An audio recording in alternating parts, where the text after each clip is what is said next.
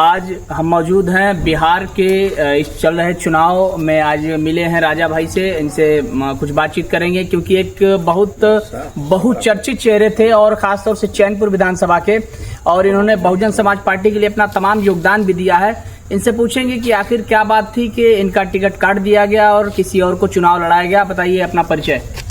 जी, मेरा नाम राजा खान हुआ। क्या बात है राजा भाई कि आपका टिकट काट कर किसी और को दिया गया, इसके पीछे क्या कारण है?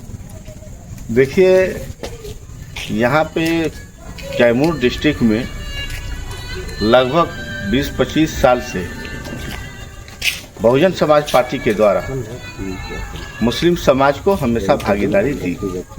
तो क्या हुआ कि इस बार भागीदारी से वंचित किया गया? और वंचित करने का कई कारण रहा।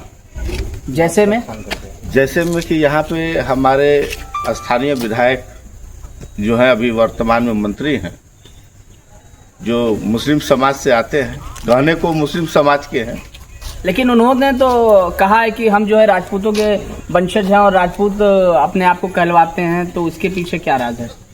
अब ये उनकी बात है कि वो राजपूत के वंशज हैं कि राजपूत हैं, लेकिन अल्हम्दुलिल्लाह हम मोहम्मद साहब की उम्मती है और हम बहुत खुशनसीब हैं कि हम मुसलमान बन के पैदा हुए हैं। इससे बड़ी खुशी की बात हमारे लिए नहीं है। अब वो शायद जैसे कह रहे हैं कि मैं राजपूत हूँ, तो वो तो जदयू के कैंडिडेट हैं अभी, और आप लोग गौर किए होंगे कि वो चुनाव कैंपेनिंग में चल भी रहे हैं। जी बिल्कुल। लेकिन जदयू का जो मार्का होता है, तीर छाप, जो उसका गमछा होता है, जी, आज तक नॉमिनेशन के बाद अभी तक के कैंपेनिंग में हमने नहीं देखा कि उनके कंधे पे है गमछा है। गमछा वो और है राजा भाई, और एक ही गमछा है जिसको हम लोग भगवा कहते हैं।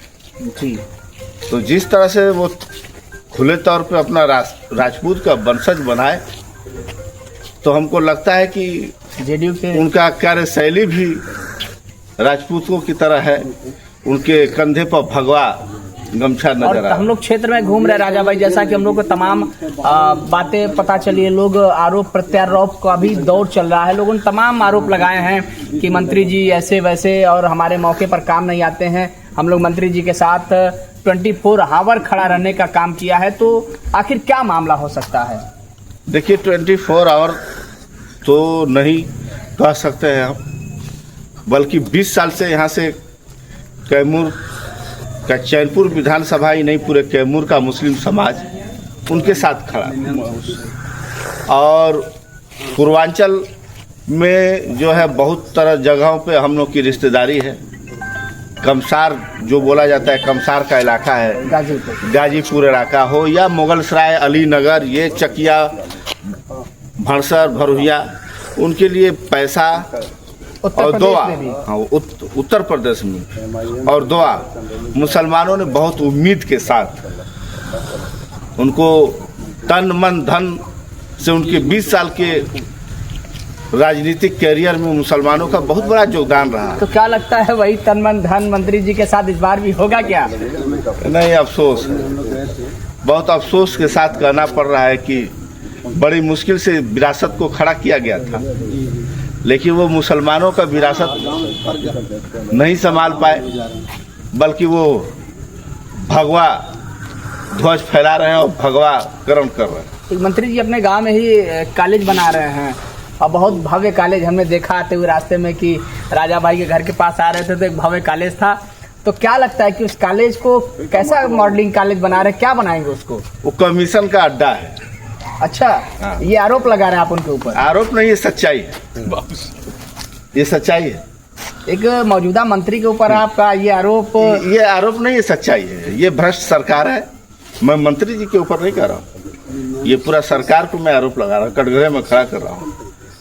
ऐसा भ्रष्ट सरकार हम लोगों ने नहीं देखा।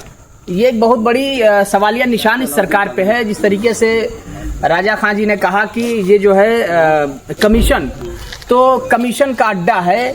आखिर इस पे चर्चा हमारी जरूर होगी, क्योंकि ऐसा वर्ड्स इन्होंने कहा है कि इस पे चर्चा होनी चाहिए। आखिर क्या बात है कि कमीशन काट दिया है? राजा भाई बताएं। ये आवासीय विद्यालय आपको कहीं से लग रहा है कि यहाँ बनना चाहिए था?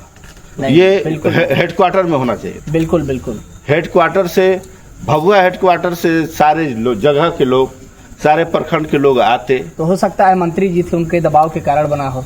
जी नहीं, दबाव के कारण हम अपना फार्म हाउस नहीं बनाएंगे। अगर वो रियल में हम तालीम याफ्ता बनाना चाह रहे हैं, उसके लिए एटमॉस्फेयर भी होना चाहिए। बिल्कुल बिल्कुल बिल्कुल। तब जाके हम तालीम को स्थापित कर सकते हैं। अब हमको कहिए कि मैं मदरसा मजगावा और झरिया में जाके बना दूं, तो ये तो क्या लगता है राजा भाई, इस चुनाव दौरे पर आप नहीं जा रहे हैं, क्या लगता है किसको आपका समर्थन जाएगा? ये भी जरा हमारे जरिए बताएं लोगों हम को। बहुजन समाज पार्टी के जिम्मेदार साथी हैं, जिम्मेदार कार्यकर्ता हैं, और हमारे बाप पिताजी श्री इसरार खान का खून पसीना लगा हुआ है इस पार्टी में, और इस पार्टी में मैं जब तक जिंदगी रहेगी, मेरा जनाजा भी नीले गमछा और नीले कफन के साथ ही जाएगा। तो ऐसा नहीं लगता है, आप तो ये बहुत बड़ी बात कर रहे हैं, क्योंकि जिन लोगों को टिकट नहीं मिलता है वो तो सीधा सीधा खिलाफत में उतर आते हैं, लेकिन आप तो बिल्कुल ऐसा, आपका मूड ही नहीं है बिल्कुल। आखिर क्या बात है, क्या बात है आपके अंदर, बताइए। कहीं न कहीं बहुजन समाज को टिस था कि मुस्लिम समाज ही नहीं, बहुत लोगों ने धोखा दिया पार्टी को। महाबली सिंह, ब्रजकिशोर बिंद, रामचंद्र यादव, बहुत से ऐसे लोग हैं जो बहुजन समाज को धोखा दे के भागा। लेकिन और उनमें एक आरोप तत्कालीन मंत्री जी का रहा, तो अगर उन्होंने गद्दारी का तगमा दिया इस समाज को, तो मैं वफादारी का तगमा देना चाहता हूँ। तो बहुत बड़ी बात आपने की है मंत्री जी, ताकि आपके समर्थक भी तालियां बजा रहे हैं। और सबसे बड़ी आखिरी बात आपसे और जाते जाते मैं पूछ लेता हूं कि इस वक्त जो है मंत्री जी चुनाव जीत रहे हैं, क्या लगता है? हम लोग तो ऐसे जो घूम रहे हैं, लगता है कि मंत्री जी इस बार फिर विजयी होंगे। मंत्री जी अभी चुनाव से बाहर, मंत्री जी कहीं लड़ाई पे नहीं।